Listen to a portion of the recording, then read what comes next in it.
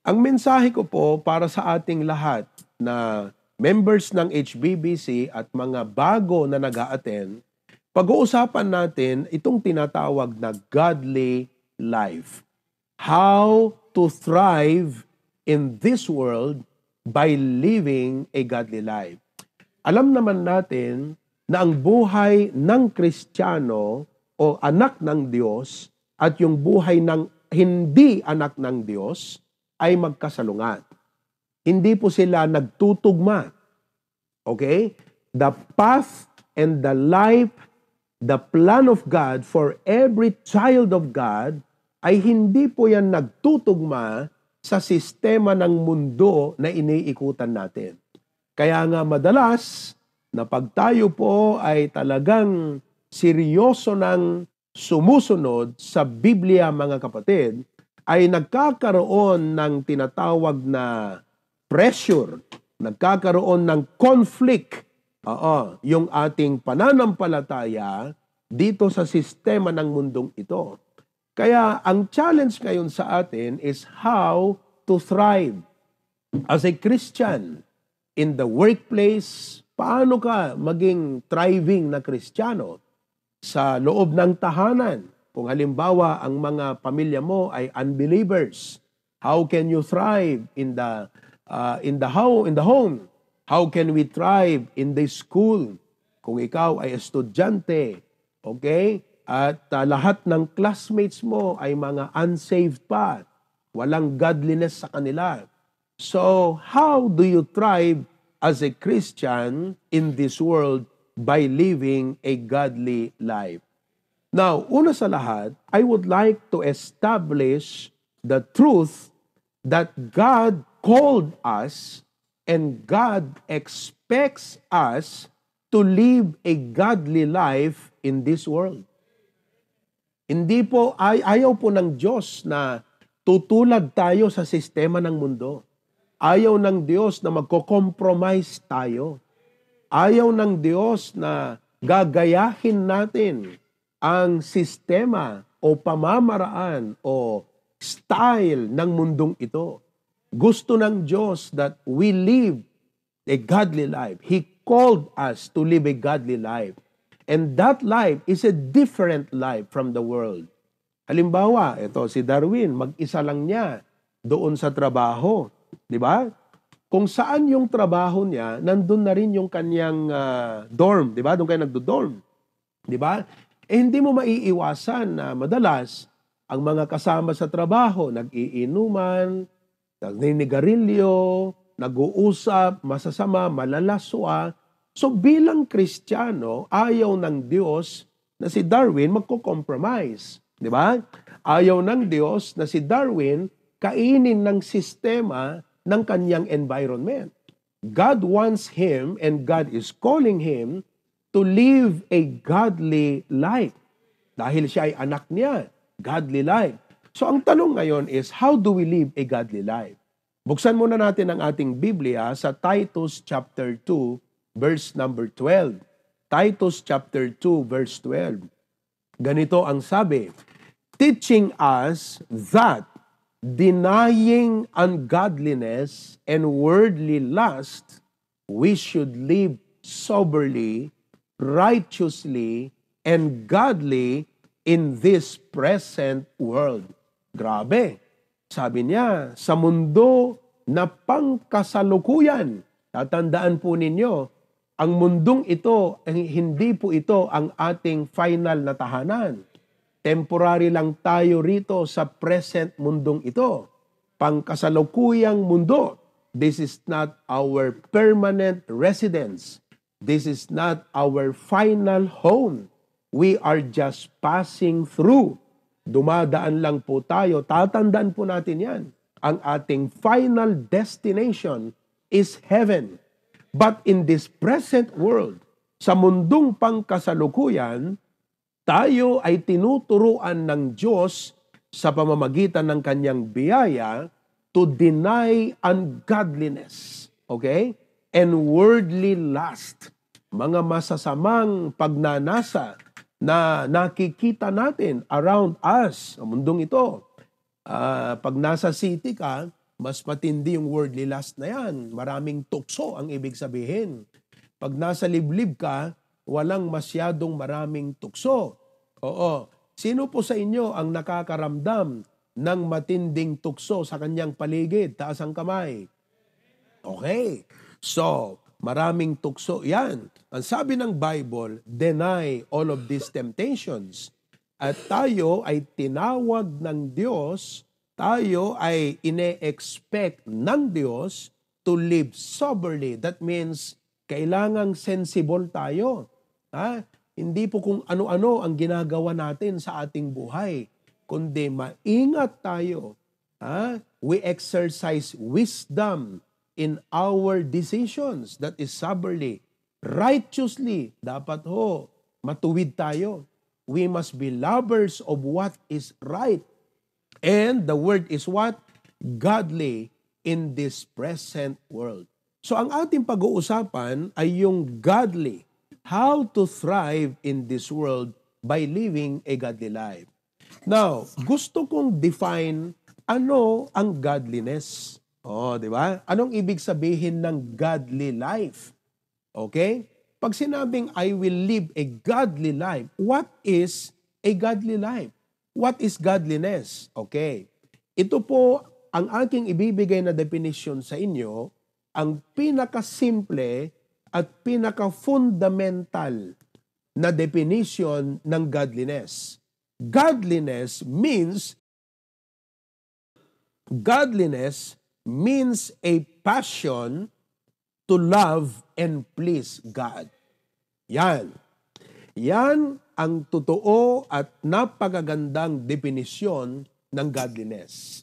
It means that if you live a godly life, ibig pong sabihin,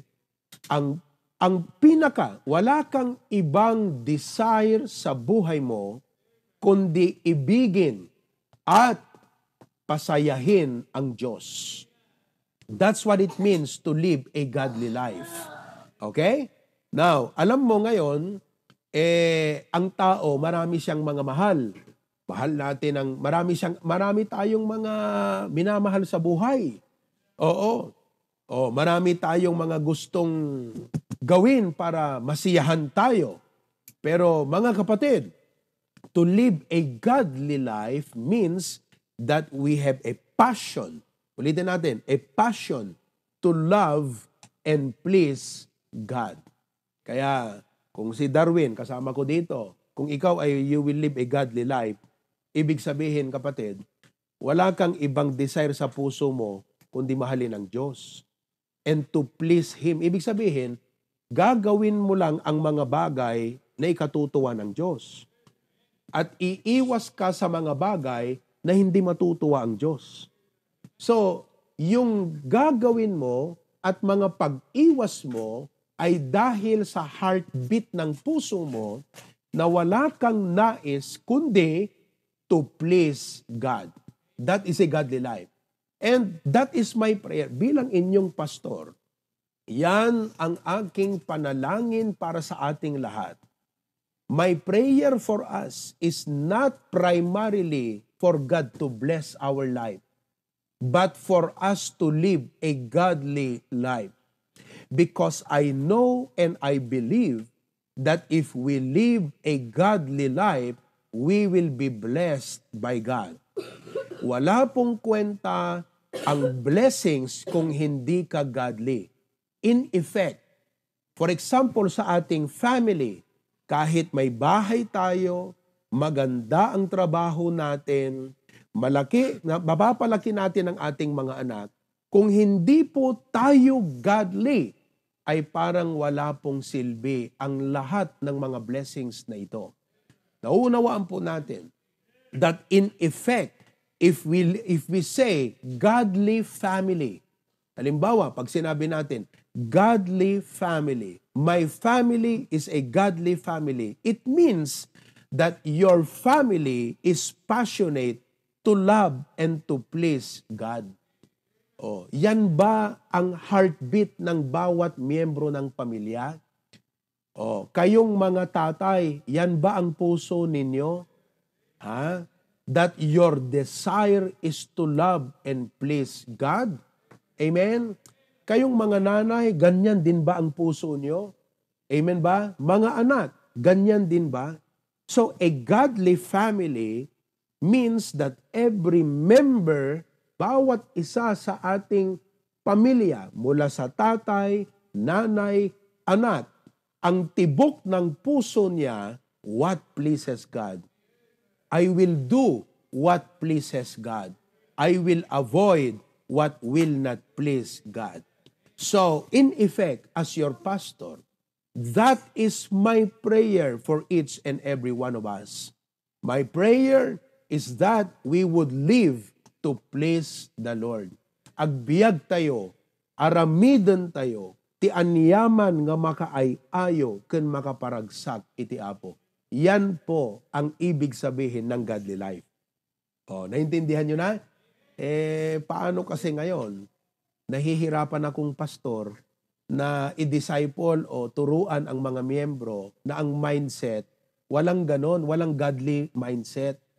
Kumbaga, ang takbo lang ng isip, kung bubuksan mo yung kanilang isip, ang makita mo ron, puro sarili. Puro para sa sarili, kaligayahan para sa sarili, lahat para sa kanyang sarili. Wala kang makita doon sa isip na ito para sa Diyos, para sa Diyos, para sa Diyos. Wala eh. Di ba? Kaya wala yan. On and off pag Sunday, on and off pag prayer meeting, ni hindi maka-join sa soul winning, hindi makapag-visitation. Wala man lang ministry sa church. Bakit? Kasi kung bubuksan mo yung isip, wala kang makita doon na goal to please the Lord. Wala kang makita doon na plano na papaano niya mapaglingkuran, paano niya matuwa, mapasihan, mapasaya ang Diyos sa kanyang buhay. So, mga kapatid, I don't want to belabor this any further. I just want you to understand that the definition of a godly life means that your passion is to love and please God. Okay. Now, in 1 Timothy chapter 4 verse 8, ganito ang sabi ng Bible. 1 Timothy chapter 4 verse 8, ito. For bodily exercise profiteth little, but godliness is profitable unto all things, having promise of the life that is now and of that which is to come. Ang gusto kong maintindihan po ninyo, nagkaka-value, nagkakaroon ng parang halaga, totoong kahulugan, ang mga bagay sa buhay natin pag tayo na nangangasiwa sa mga bagay na ito ay may godly mind. O, naintindihan nyo yan? Parang ganito, if you are a business-minded, ang laging makikita mo, opportunity. Why? Because your being business-minded will influence your vision. Pag ikaw ay business-minded, lahat ng makikita mo, pagkakaperahan to. Diba? O, halimbawa, pag pumunta ka sa isang store, yung hindi business-minded, ang makikita niya lang, pwedeng bilhin ito. Pero pag business-minded, pwede kong ibenta to ng mas malaki. So, iba yung utak, takbo ng utak ng business-minded doon sa hindi business-minded. Ganon din pong ibig sabihin na pag tayo ay godly-minded Christian, mga kapatid, umiiba ang tingin natin sa mga blessings natin. Umiiba yung tingin natin sa ating pamilya, sa ating anak, sa ating trabaho. At ang sabi ng Bible, godliness is profitable unto all things. Ibig sabihin, magiging totoong blessing ang mga bagay sa atin pag tayo ay may godly mind. O, yan ang ibig sabihin yan, mga kapatid. So, godliness is profitable. Ibig pong sabihin, godliness is a blessing, mga kapatid. In other words, if we train ourselves, if you train yourself to live a godly life, that's the only time that you become a true blessing to your family. Yan ang ibig sabihin yan. nakaka-bless yung tatay. Di ba? Titingnan nyo maigi. Kung yung tatay naging godly, ibig sabihin, nakikita mo siyang nagde-devotion, nagpipray. Di ba? Kung yung tatay, nakikita mo na siya yung nag-aakay ng pamilya sa church, nakita mo yung tatay na pag Sunday, sabing ganyan, tayo na sa church. Bilisan nyo. Magbihis na kayo.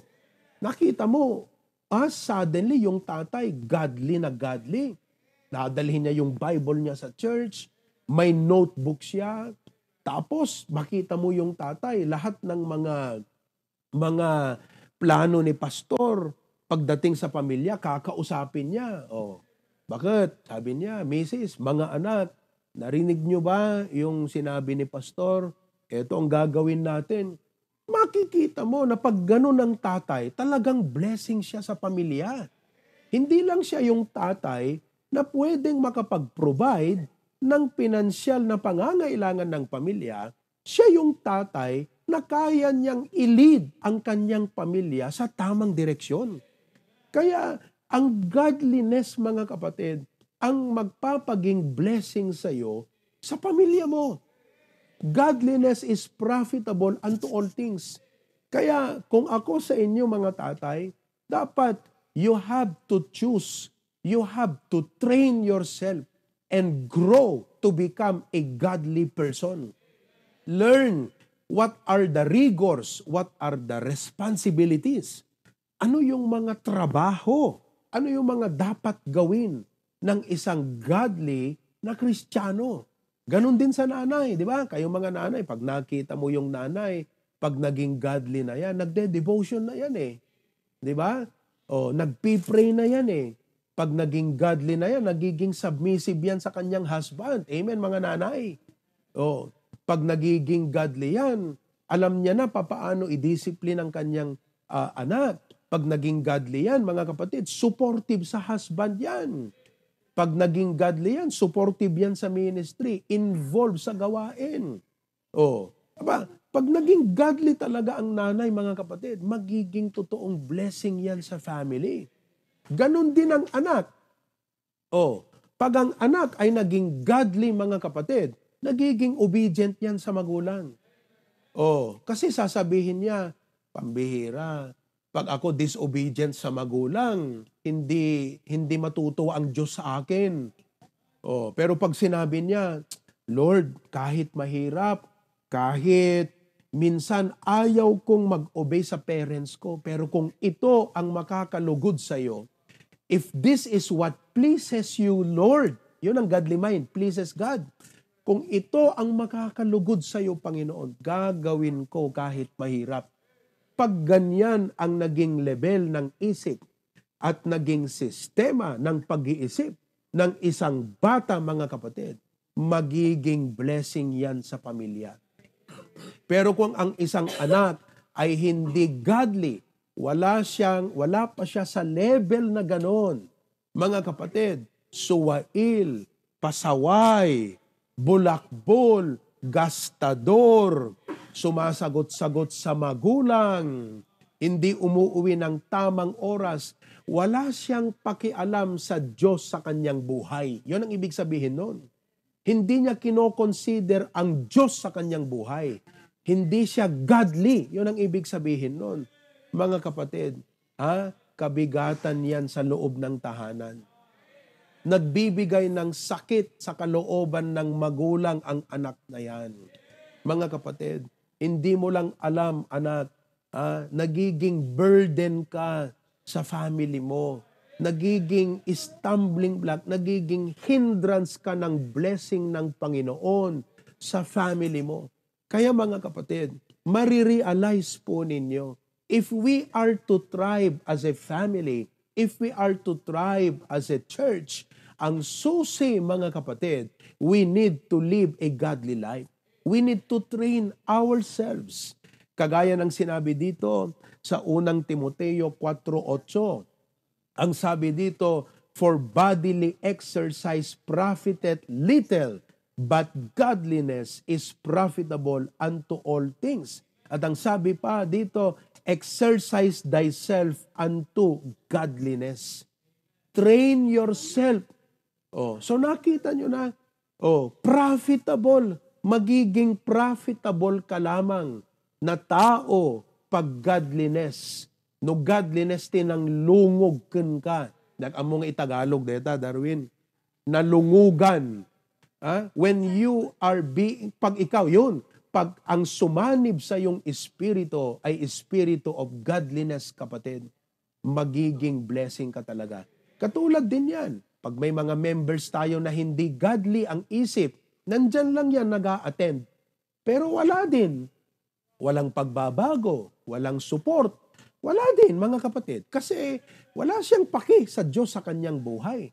Pero oras ng isang miyembro, sabi niya, Panginoon, mula ngayon, lahat ng iisipin ko at gagawin ko ay yung makakalugod lamang sa iyo. Sasabihin ko sa iyo, yung miyembro na yan, you will see a big difference. Magiging profitable, magiging blessing siya. Amen ba, mga kapatid?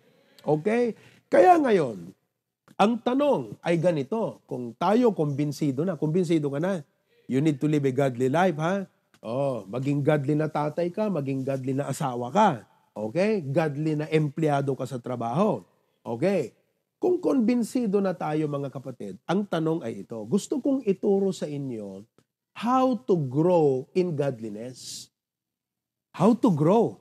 Ano ba ang dapat kong gawin to train myself and to discipline myself unto godliness? So meron pong 4 na nais kong ibahagi sa inyo. Sana ay may time, pero pag wala, we can always continue it next time. Alam nyo naman, si Pastor Proby, he is a pastor of next time. Okay? Palaging next time. Number 1, the first thing you need to do is this. If we want to grow in godliness, number 1, we grow in godliness when we say no to certain things. Yan, very practical. Very simple yan, mga kapatid. We grow in godliness when we learn to say no to certain things. Because may mga bagay na pwedeng maging kaagaw ng Diyos sa buhay mo. And if you don't say no to them, ang Diyos ang laging nako-compromise. Siya yung laging gini-give up mo sa buhay mo. So, kailangan learn to say no to certain things. Ibig sabihin, magkaroon tayo ng self-discipline, mga kapatid. If we are going to live a godly life, we need to have a self-discipline. Tatandaan po ninyo, ang self-discipline parang preno yan. Di ba? May motor ka, di ba? Wala akong pakialam kahit maganda yung motor mo. Pag walang preno yan, madidisgrasya ka. Nakita nyo yan? Ang self-discipline, preno yan. Dapat tayo may preno. Hindi sa lahat, yes. May mga bagay na dapat, magpipreno ka talaga. May mga bagay na titigil ka na. May mga bagay na hindi mo na talaga itutuloy pa. Hindi mo na dapat gagawin pa. Kaya, mga kapatid, a car without a brake will break. Naintindihan mo yan? B-R-A-K-E yung una. Yung pangalawa, B-R-E-A-K. A car without a brake will break. So if you don't want to brake, you must have a brake. Bahala na kayo dyan kung nakuha nyo yung ibig kong sabihin, mga kapatid. Kung ayaw mong madisgrasya ka, dapat may preno ka. Now, let's take it in connection sa ating lesson. If you want to live a life that pleases God, dapat may preno ka sa buhay. Learn to say no to certain things. Remember, there are things we need to reject. There are things we need to renounce. Ang ibig sabihin ng renounce, yung parang i-declare mo na hindi para sa'yo yun. There are things we need to renounce. There are things we need to refuse. If you are to live a godly life. Now, in Titus 2:12, which is binasa natin kanina, ganito ang sabi, teaching us that denying ungodliness. The word deny means to say no. Denying. Di ba? It means to reject, to refuse, and to renounce. Ano daw ang dapat nating i-deny? Ungodliness. At ano pa? Worldly lust. May mga bagay na ginagawa ng mga kaibigan natin at mga kasama natin that look very cool, acceptable. 'Di ba? Ginagawa nila 'yon. Pero gusto kong malaman mo, hindi para sa iyo 'yon.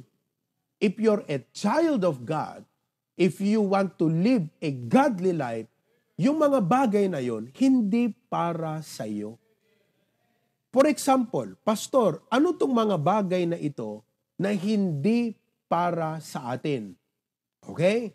Kanina doon sa Australia, kaya nag-aabang yan eh. Sabi ko, mamaya tatalakayin ko ang ilang mga bagay na dapat malaman nyo hindi para sa'yo. If you will live a godly life, hindi para sa'yo to. Letter A, mga kapatid, ungodly friends and their vices. Hindi para sa'yo yan. Yung samahan ng pagbibisyo ng mga kaibigan. Hindi natin maiiwasan na may mga kasama tayong unsaved sa trabaho. Tama? Hindi natin maiiwasan na may mga kasama tayong unsaved sa dorm. O kayong mga estudyante, may mga unsaved kang classmate. Pero ang hindi para sa'yo, yung ginagawa ng mga ungodly friends mo or ungodly companions na mga kasama natin. Your friends love to engage in partying, di ba? Ang mga unbelievers, ang kaligayahan nila, party-party. O, pag ikaw ay Kristiyano, ang kaligayahan mo hindi party-party. Ang kaligayahan mo paglilingkod sa Diyos. Hindi ko sinasabi na mali ang mag-celebrate. Pero kung yun ang naging kaligayahan mo, party-party, aba, hindi mo na iniisip kung nakakatuwa ka sa Diyos o hindi. Because, listen to me, happiness depends on happenings. Party-party. Ragragsak sa Ilocano. But joy depends on Jesus. So tayo mga Kristiyano, dahil ang goal natin, godly life, hindi po sa mga party-party ang kaligayahan natin. Okay? Pero ang kaligayahan natin sa paglilingkod sa Diyos. Pero wala tayong magagawa. Yung mga friends natin, yun ang kaligayahan nila eh. Kasi wala silang Diyos. Wala silang nagbibigay ng satisfaction sa kanilang buhay. Ang kaligayahan nila, inuman. Di ba? Babae, sugal. O, nagbibideo okay ng hanggang 1:00, 2:00 ng madaling araw. Yun yung kaligayahan nila eh. Di ba? Pero pag ikaw ay anak ng Diyos, wala na yun sa'yo. It's not for you. I want you to know, it's not for us mga kapatid. Oh, they engage in partying, ano pa? Drinking, nag-iinuman yan. Smoking. Oh, kasama dyan ang pag-vape. Wala akong pakialam kahit padikit mong kaibigan yan, hindi ka dapat pinapa-impluwensyahan sa kanya. And they invite you along. Di ba? They find joy in their vices. They want you to join in. Alam mo ang sabi ng Diyos sa'yo? Anak, it's not for you. Pakisabi mo nga sa katabi mo, kapatid, it's not for you. Yung mga partyings na yon, yung mga inom-inom na yon, sigarilyo, it's not for you. Oh, pastor, asan sa Biblia na hindi para sa akin yan? Aba, gusto nyong basahin ko ang Proverbs 20 verse 1. Pakinggan nyo ang sabi ng Proverbs chapter 20 verse 1. Ganito ang sabi, wine is a mocker, tiarak mang sabsabrak. Kahit mahal pa yan, chivas man yan, o anumang klaseng wine yan. Alam mo, pag pumunta ka sa airport, meron diyang duty free. Lahat ng mga umuuwi, sa duty free, may wine section yan. Grabe, paki-expensive yan. Diba? Kung cheap lang tayo, bilog lang, bilog. Diba? Mga bilog-bilog lang, tanduay-tanduay lang yan. Pero tanduay man yan, o bilog yan, o chivas man yan, kapatid, maliwanag ang sabi ng Biblia, wine is a mocker. Ibig sabihin, kung anak ka ng Diyos, malamang, noon, dyan ka naliliga, dyan ka nagigiliw, dyan ka na re-relax. Ngayon, sabi ng Diyos, anak, hindi ka aya-aya sa akin. So kung mahal mo ang Diyos, at godly ka, you want to please God, iiwasan mo na ngayon ang pag-iinom. Di ho ba? Kasi sabi ng Diyos, wine is a mocker. Tuloy natin. Strong drink is raging. Alam mo ibig sabihin ng strong drink? Mataas yung, ano bang tawag dun? Yung parang, yung alcohol percent niya. May tawag dun eh. Baliban sa alcohol percent. Yung parang, alam nyo na yon, kayong mga manginginom, alam nyo na yung ibig kong sabihin. Dating manginginom pala. Oo, mataas ang alcohol percent.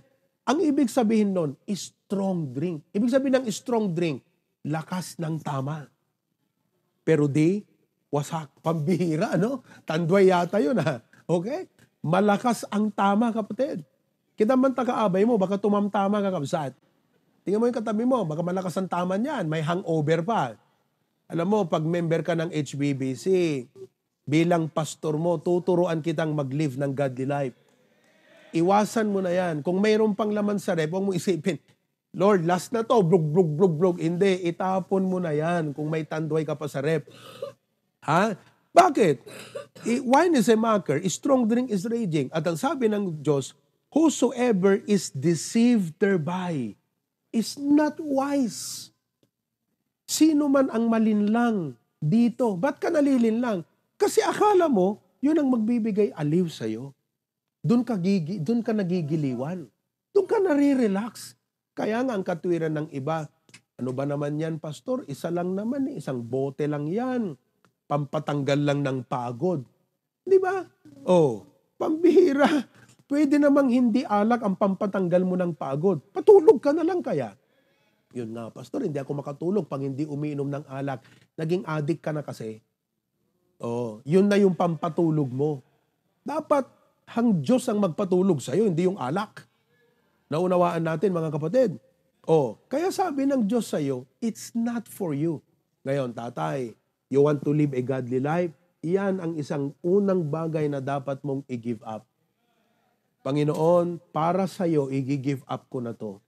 Kasi, magigilty na ako, Lord eh. Every time na tatagay ako, tuwang-tuwa kaming magkakaibigan, pero ikaw, nalulungkot na sa akin. Di ba? Tapos pag ako, nakainom na, ako na yung pinakamagaling magkwento. Ako na yung pinakamagaling kumanta. Ako na yung pinakabida pag ako ng bangka, pag ako ay nakainom. Tuwang-tuwa ako, tuwang-tuwa ang mga kasama ko. Pero Lord, nalulungkot ka. Kaya Lord, I will live a godly life. Aalisin ko ang alak sa aking buhay. Amen ba mga kapatid? Pastor, yung paninigarilyo. Ito, 1 Corinthians 6:19 and 20. Anong sabi dito? What? Know ye not that your body is the temple of the Holy Ghost? Kapatid, listen. Pag tinanggap mo si Kristo, ang katawan mo, templo ng Diyos. Alam mong ibig sabihin ng templo? Habitation. The word temple means habitation. Diyan nakatira ang Diyos. Ngayon, bakit mo pauusukan yung katawan na yan? Templo ng Diyos yan. Di ba? Pausukan mo. Ang alam ko lang na amoy usok yung papuntang impyerno. Kasi apoy yun eh. Pero kung anak ka ng Diyos, dapat wala yan. Di ba? Kaya sabi dito, which ye have of God, and ye are not your own, for ye are bought with a price. Therefore, sabi dito, glorify God in your body and in your spirit, which are God's. Kayong mga young people na na-impluwensyahan sa pag-vape, aralin nyo, mas matindi pa daw ang nicotine ng vape kaysa yung sigarilyo. Mas matindi ang nicotine level. Mas ang chemical na inilalagay sa katawan mo, yung vape na yan, kaysa sigarilyo. Huwag kayong ngingiti-ngiti lang dyan. Huwag kayong titinginan lang dyan. Tumingin kayo sa Diyos. You're not trying to please men. You're not trying to please me. You should be pleasing God. Dapat pag umuwi ka ngayon, hindi yung, grabe, tinamaan ako sa preaching. O grabe, ako na naman yung pinatamaan ni pastor. Dapat pag uwi mo, convicted ka. Dapat sabihin mo, Panginoon, sorry ha. Ikaw pala ay hindi natutuwa sa ginagawa ko.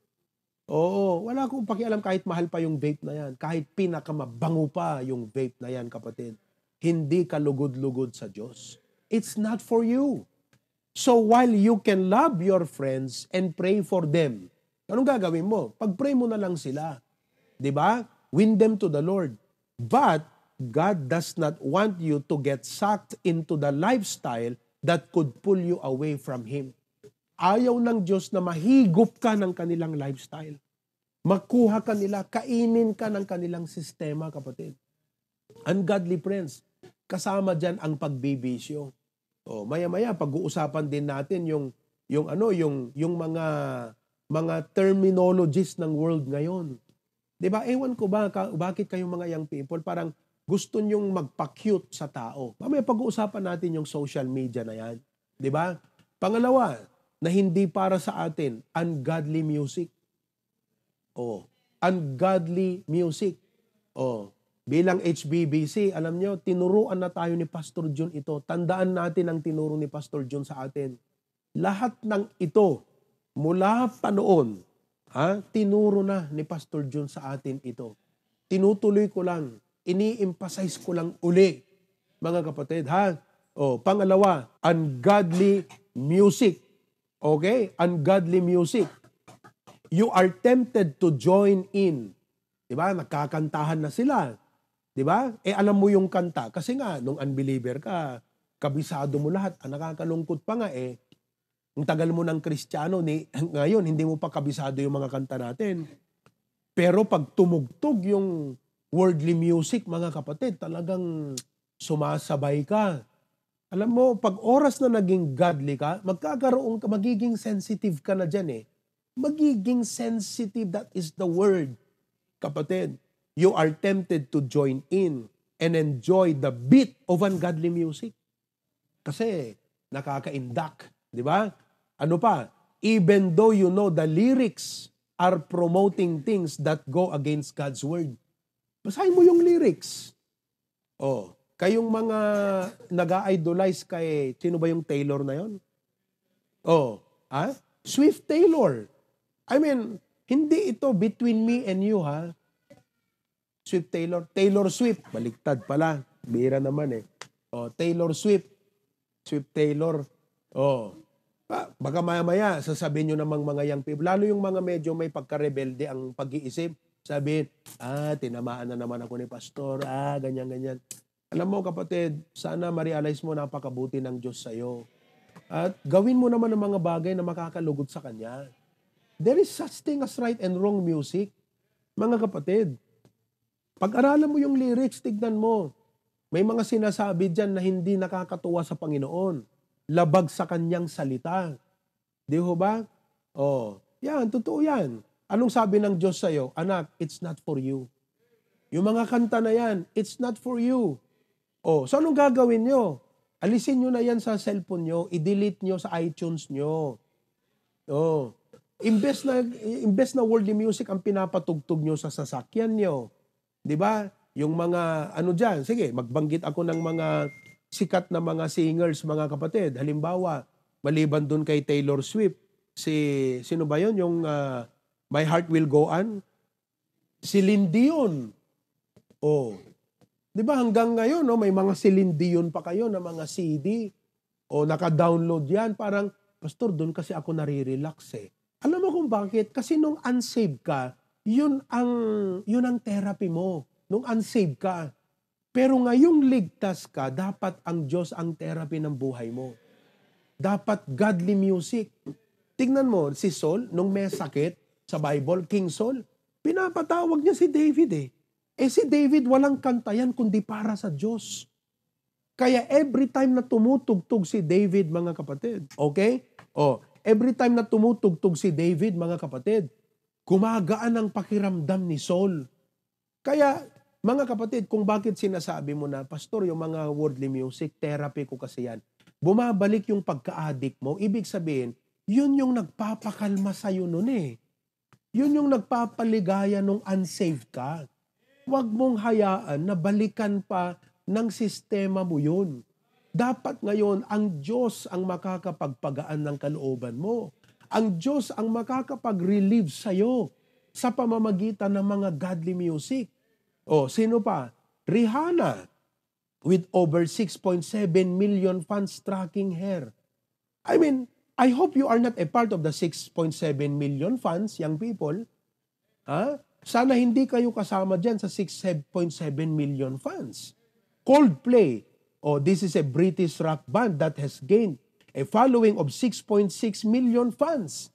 I hope hindi kayo kasama dyan. Sa 6.6 million na yan. Eminem, one of the best-selling artists of all time, has maintained a huge fan base with over 6.5 million fans tracking him. Sana hindi ka kasali dyan sa 6.5 na yan. Dahil kung kasali ka dyan, hindi natutuwa ang Diyos. Hindi naman pwedeng ilalike ng Panginoon pag sinishare mo yan sa Facebook eh. Isishare mo halimbawa yung song ng Coldplay, yung songs ng Eminem. Ilalike man yan ng mga friends mo. You look cool. Diba? Kasi ang target mo na gusto mong ma-please mga unsaved din ng mga friends mo, mga ungodly na friends mo. Pero ang Diyos hindi natutuwa.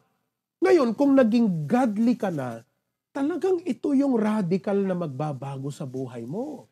Ito yung transformation na dapat mangyayari sa iyo, kapatid. I mean, it's been a while na nakarinig kayo ng ganitong preaching, mga kapatid. Pero, praise God, ha? Si Drake, kilala nyo yan. With numerous chart-topping hits, Drake has become a household name with over 6.5 million fans. I hope wala pong kanta ni Drake sa cellphone nyo. The Weeknd, Canadian singer with over 6.2 million fans tracking his music. Paano naman si Bruno Mars? With his unique blend of pop, rock, and R&B, 5.7 million fans worldwide. How about Maroon 5? American rock band has maintained a huge following with over 5.7 million. Si Taylor Swift, the most successful singer-songwriters of all time. She has gained over 5.7 million fans. I hope you're not one of those fans. Kung hanggang ngayon, you are still a fan of Taylor Swift, you really need to talk to God about it. Hindi natutuwa ang Diyos eh. Every time na kumakanta yan, malalaswa ang kanyang damit. Do you think God will be present in the crowd? Kung mag-concert yan si Taylor Swift, do you think God will be a part of the crowd? Uupo kaya si Jesus Christ sa harapan at makikinig kay Taylor Swift manonood? Papalakpak kaya? Hindi kaya every time kumakanta si Taylor Swift at nakikita ng Diyos na ang dami niyang fans tapos nagsisignal siya ng mga malalaswa na mga bagay, nagpo-promote siya ng mga immoral na mga bagay sa mga tao. Hindi kaya na ang Diyos ay nalulungkot at sabi niya, these people need to be saved. These people need the Lord Jesus Christ. Tapos ikaw, anak ng Diyos, nakikipag-compromise ka doon. Di ba?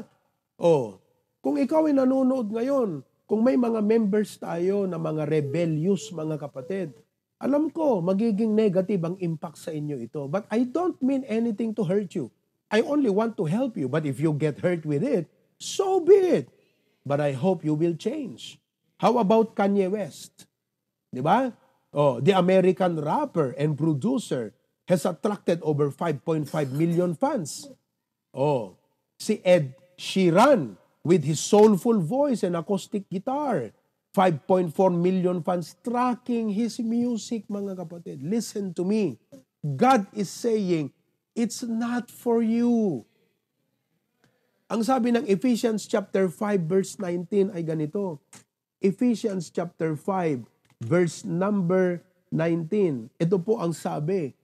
Speaking to yourselves in psalms and hymns and spiritual songs, singing and making melody in your heart to the Lord. Kaya kung ikaw ay magiging godly na talaga, talagang kung ang puso mo, Lord, I want to please you, I want to live for your glory. Talagang ito yung isang bagay na dapat titignan mo sa buhay mo. You will watch the songs that you hear, you will be careful with the songs that you sing. Kaya young people, let us have a revival today.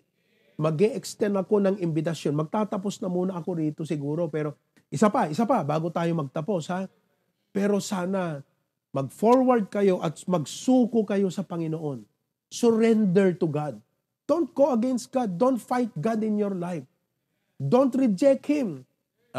Kung mayroon ka dapat i-reject, hindi ang Diyos. Dapat yung mga hindi ka lugod-lugod sa Diyos ang i-reject mo. I'll close with number 3. Ano pa ang dapat nating i-check? Revealing or provocative dressing. Revealing or provocative dressing. Tinuro ni Pastor Jun ito. Ito ang isa sa mga hallmarks ng ating church, mga kapatid. Hindi lahat ng Baptist tinuturo to, ha? Hindi lahat ng pastor ng Baptist itinuturo ito dahil natatakot sa mga members. Lalong-lalo na yung mga mayayaman, ang damit nila, mga sosyalin. Siyempre, pag nag-preach yung pastor, masasaktan yung mga mayayaman na miyembro, aalis ng church. Pero tayo sa HBBC, mahal natin ang lahat. Pero sa pagmamahal natin ang lahat, gusto namin kayong i-guide sa tama, sa pamumuhay na magiging kalugod-lugod sa Diyos. Listen, people around you wear clothes that reveal too much of their bodies. Tingnan, punta ka sa mall, naka-mini skirt, kitang-kita ang legs. Di ba? Ang taas-taas ng kanyang pantaas, kitang-kita ang doorbell. Apaka-low neckline. Tapos pag yumuko ng ganyan, kita mo na yung bulkan. Di ba? Yung iba naman, covered na, pero hapit na hapit. Ano mo yung hapit na hapit? Parang suman. Revealing pa rin yun. Tapos ang taas ng slit, pag naglakad, kitang-kita mo na yung nasa loob. Di ba? Revealing. People around you wear clothes that reveal too much of their bodies. They are designed to draw attention. Alam mo kung bakit ganun ang design? To draw attention, kapatid. Ano pa? Maybe it's the latest fashion or trend. Sabi natin, it's the latest fashion or trend, but it's not modest. So you feel pressured to wear similar outfits. Mga classmates mo, nakapantalon. Mga babae, naka-mini skirt yan. Di ba? Pressured ka na ganun din ang outfit mo. Tapos, ano bang tawag dun?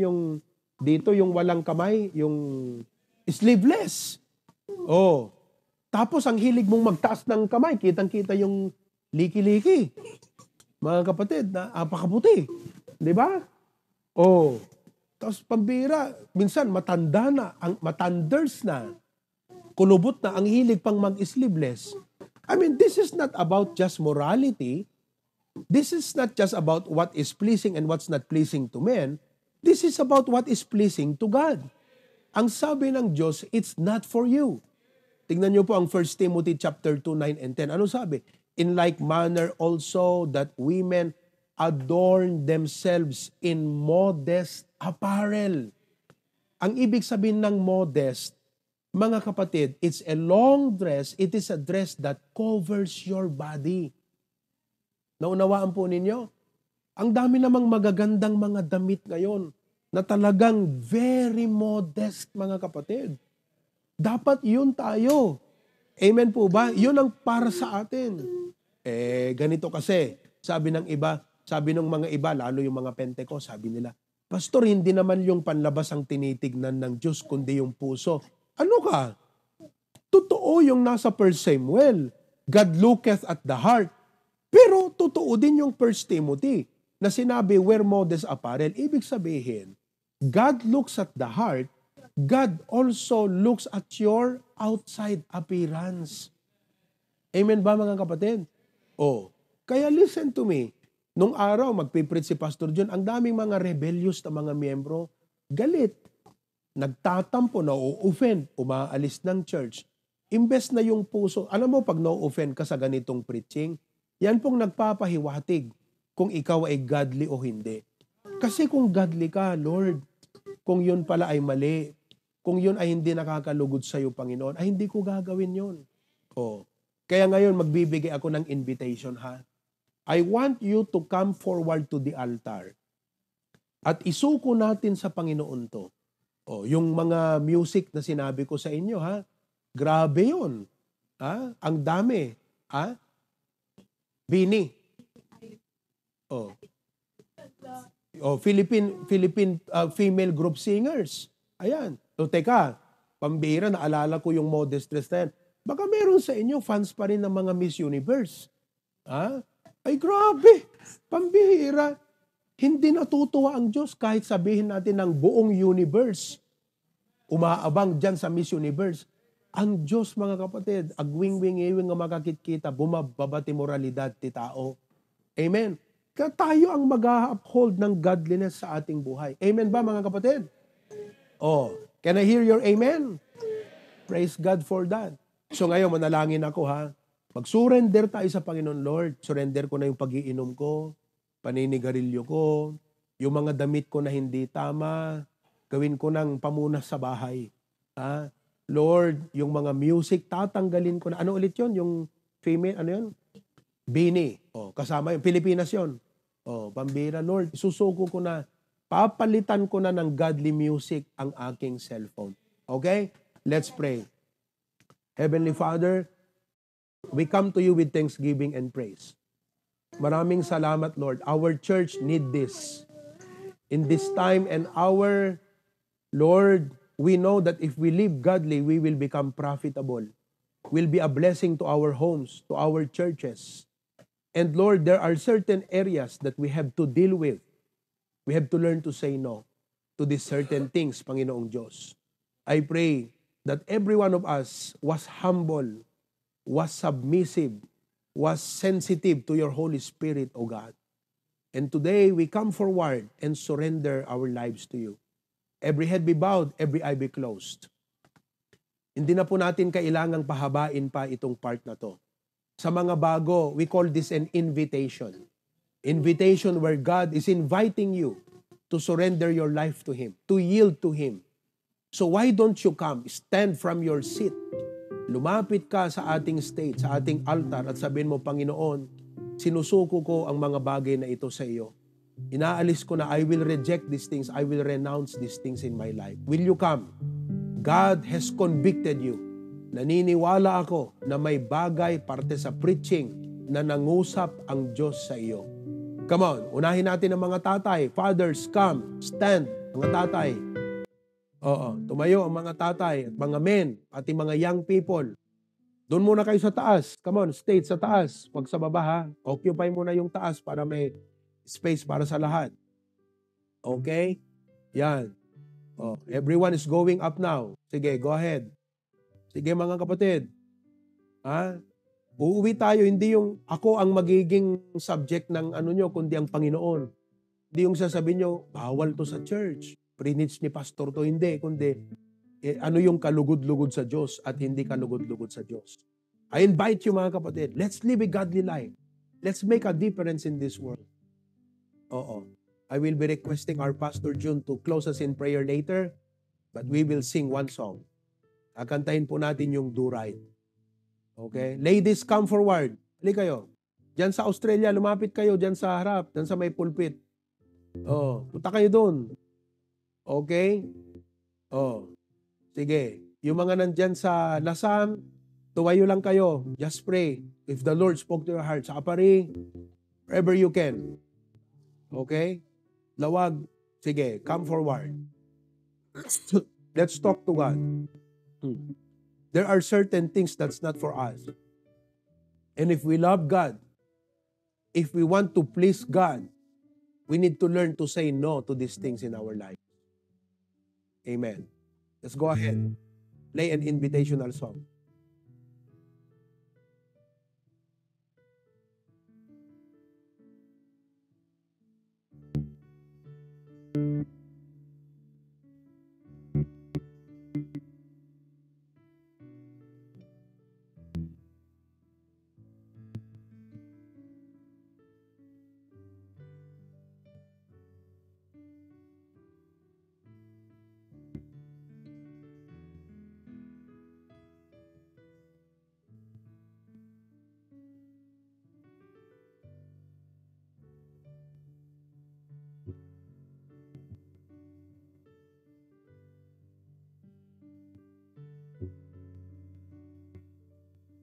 Panginoong Diyos, marami pong salamat nakaka-bless, nakaka-encourage sa aming mga pastor na makita ang submission ng inyong mga anak sa iyo. Natuto silang umibig sa iyo, Lord, at magsuko ng kanilang buhay. Na i-give up ang mga bagay na hindi po kalugod-lugod sa iyo. I pray that we will go home, not only dealing with these issues in life, but first and foremost, we would go home and desire and decide and really resolve to live a godly life in this present world. Lord, tulungan niyo kami na hindi kami mahigop ng sistema ng mundong ito at kainin ng influence ng mundong ito, present world, but that we would live a godly, righteous, and sober life in this present world.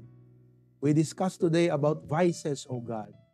Lord, kung may mga new na ito pa yung kanilang problema sa kanilang buhay, I pray that you help them change and remove these things in their life because they want to please and honor you. Alam kong magigilty sila sa iyo, Lord, every time na maninigarilyo, maniinom ng alak, nakikita mo yan, Panginoon, nagtatago man, pero nakikita mo. Lord, godliness is about pleasing you. Sa pananamit, Panginoon, help us to have a biblical taste, Lord, of modesty, Panginoon Diyos. Na ito po ay mga damit na talagang hindi lang siya maganda, kundi tama, Panginoon. I pray that also sa mga music, ito po yung malakas na pumahatak sa aming mga anak ngayon. Kalungkot isipin na kung minsan choir member ng children's choir, pero marunong kumanta ng worldly song.